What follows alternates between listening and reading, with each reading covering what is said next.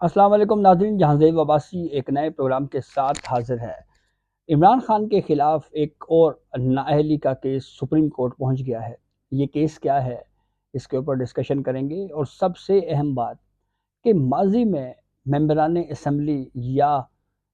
ممبر قومی اسمبلی یا ممبر صوبائی اسمبلی کے لیے ہماری جوڈیشری کیا کیا اصول طے کر چکی ہے کہ کس کس معیار کے اوپر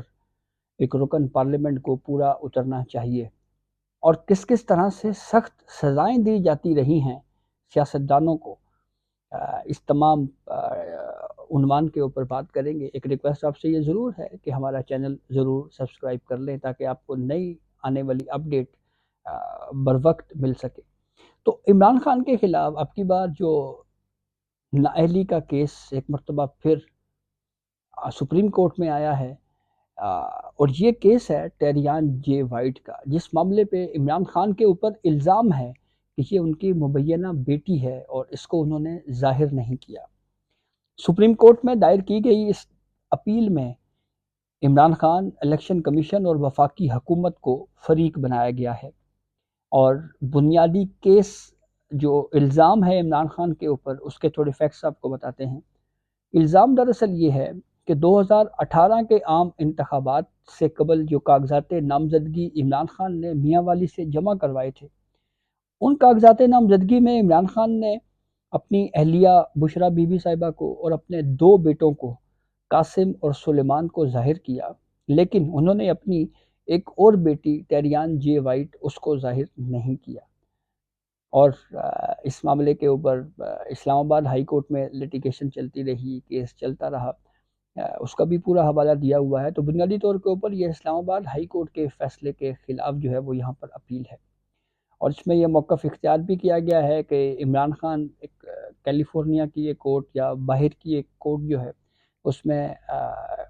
گارڈین شپ ایکسیپٹ کر چکے ہیں، اور پھر ان کی جو سابقہ اہلیہ ہیں جمائمہ صاحبہ، ان کے پاس بھی ٹیریان رہی ہے۔ تو یہ بہرحال یہ وہ ساری چیزیں ہیں جو پبلک ہو چکی ہیں، اس پہ کرٹیسزم بھی ہوا، بہت زیادہ ڈیبیٹ ہو چکی ہے۔ ہم ذرا اس معاملے پہ بات کریں گے کہ جو سپریم کورٹ میں اپیل دائر کی گئی ہے، اس میں کون کون سے قانونی نقائص کی طرف نشاندہی کی گئی ہے، اور یہ کہا گیا ہے کہ کیوں سپریم کورٹ اس فیصلے کو سنے۔ اچھا، 2 بنیادی وجوہات اس اپیل میں بیان کی گئی ہیں، اور دونوں بہت اہم بھی ہیں اور کافی انٹرسٹنگ بھی ہیں۔ پہلی وجہ تو یہ بتائی گئی ہے کہ جس 3 رکنی بینچ نے پہلے فیز پہ یہ کیس سنا تھا، جس میں عامر فاروق چیف جسٹس اسلام آباد high court, justice Mohsin Akhtar Kayani اور جسٹس ارباب محمد طاہر،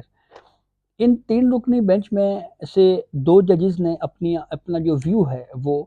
اسلام آباد ہائی کورٹ کی ویب سائٹ کے اوپر شیئر کر دیا یا اپلوڈ کر دیا، لیکن عامر فاروق صاحب نے اس معاملے کے اوپر فیصلہ نہیں دیا۔ تو بنیادی اعتراض جو بڑا ویلڈ اعتراض معلوم ہوتا ہے وہ یہ ہے کہ اسلام آباد ہائی کورٹ نے آرڈر آف دی کورٹ کا کہیں پہ بھی ذکر نہیں کیا کہ اس 3 رکنی بینچ کا آرڈر آف دی کورٹ جو تھا وہ کیا تھا۔ اور یہ ڈسکشن سپریم کورٹ میں بھی ہم پنجاب الیکشن کیس میں سن چکے ہیں، تو یہ کافی ایک معقول اعتراض معلوم ہوتا ہے۔ اچھا، اب ذرا دوسرا اعتراض سن لیں۔ دوسرا اعتراض جو سپریم کورٹ میں عمران خان کی نااہلی کی درخواست میں اٹھایا گیا ہے وہ یہ ہے کہ جسٹس ارباب محمد طاہر جو ہیں وہ جسٹس محسن کیانی کے ساتھ مل کر انہوں نے جو رائے دی تھی، جو اسلام آباد ہائی کورٹ کی ویب سائٹ کے اوپر اپلوڈ ہو چکی تھی، تو جب وہ آلریڈی اپنا اوپینین دے چکے ہیں، اپنی رائے دے چکے ہیں، تو جو دوسرے فیز میں جسٹس طارق جہانگیری صاحب، جسٹس محسن کیانی صاحب اور ارباب محمد طاہر صاحب پر مشتمل 3 رکنی بینچ نے یہ نااہلی کی درخواست خارج کی ہے، تو اس میں ارباب محمد طاہر جو ہیں نہ وہ اپنی رائے دے سکتے تھے اور نہ وہ اس کورٹ میں بیٹھ سکتے تھے، کیونکہ آلریڈی وہ اپنا ویو دے چکے ہیں۔ اور یہ بھی ایک ویلڈ اعتراض ہے۔ جو اس کے اوپر دیکھنا یہ ہے کہ سپریم کورٹ اس معاملے پہ کیا ویو دیتی ہے۔ تو 21 مئی 2022 کا جو اسلام آباد ہائی کورٹ کا فیصلہ ہے، جس کو کالعدم قرار دینے کی سپریم کورٹ آف پاکستان سے استدعا کی گئی ہے۔ اب ذرا آپ کو ماضی کے کچھ بیک گراؤنڈ بتاتے ہیں کہ ماضی میں کس کس طرح سے سیاستدانوں کو ڈسکوالیفائی کیا جاتا رہا اور اس کے لیے کیا کیا اصول طے کیے جاتے رہے۔ یہاں پہ سیاستدانوں کی نااہلیاں جو ہے یہ کوئی ڈکی چھپی بات یا کوئی نئی بات نہیں ہے۔ بہت سخت معیار عدلیہ سیاستدانوں کے لیے معیار مقرر کیے گئے، لیکن اس معاملے کے اوپر ہم دیکھتے ہیں کہ پھر اب جا کے تھوڑا ویو جو ہے وہ جوڈیشری کا تبدیل ہوتا ہوا نظر آ رہا ہے۔ ہمارے سامنے ایک بہت بڑی مثال میاں محمد نواز شریف کی کیس کی ہے۔ عمران خان پاناما پٹیشن لے کے سپریم کورٹ میں آئے،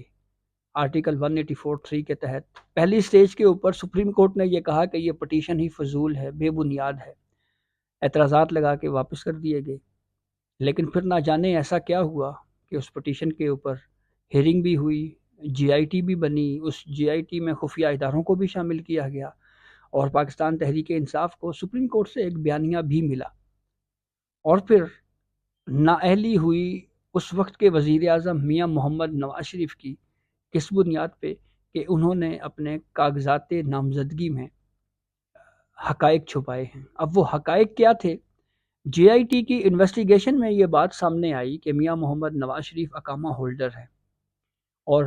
وہ اپنے بیٹے کی ایک کمپنی ہے جس میں تنخواہ دار ملازم ہیں، اور وہ تنخواہ جو میاں محمد نواز شریف نے لی نہیں ہے، لیکن وہ اس تنخواہ کے حقدار تھے، اور اس حقدار تنخواہ کو میاں محمد نواز شریف کو اپنے کاغذات نامزدگی میں ظاہر کرنا چاہیے تھا، جو کہ انہوں نے نہیں کی۔ اس خیالی تنخواہ کی بنیاد کے اوپر میاں محمد نواز شریف کو نااہل کر دیا گیا، اور یہ کہا گیا کہ یہ کاغذات نامزدگی میں جھوٹ بولا گیا ہے۔ اور پھر بعد میں عمر عطا بندیال نے جو فیصلہ تحریر کیا، اس میں نااہلی کی میعاد تا حیات کر دی گئی، جو اب چیف جسٹس قاضی فائز عیسیٰ جب آئے تو پھر انہوں نے 62(1)(f) کے معاملے کے اوپر، اور جو الیکشن ایکٹ میں تضاد تھا، ان دونوں تضادات کو سامنے رکھ کے ایک اصول طے کیا کہ ڈسکوالیفیکیشن جو ہے وہ لائف ٹائم نہیں ہے، کیونکہ کانسٹیٹیوشن میں لائف ٹائم کا ذکر نہیں ہے۔ تو یہ وہ اصول ہیں جو ہماری عدلیہ اس سے پہلے جو ہے وہ طے کرتی رہی ہے۔ لیکن ایک کیس پھر عمران خان کا بھی آیا تھا، اور وہ کیس تھا کہ انہوں نے بیرون ملک ایک آف شور کمپنی بنا رکھی ہے اور ایک فلیٹ رکھا ہوا ہے۔ ثاقب نثار کی سربراہی میں بینچ اس کیس کو سنتا رہا، اور متعدد بار عمران خان کو اپنے جواب میں تبدیلی کرنے کی اجازت دی جاتی رہی،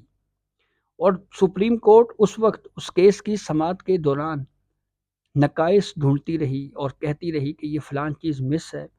اور ایک طرح سے ایک اشارتاً بتایا جاتا کہ اس میں یہ چیز مس ہے، تو پھر اگلا جواب آتا، اس میں اس خامی کو دور کیا جاتا۔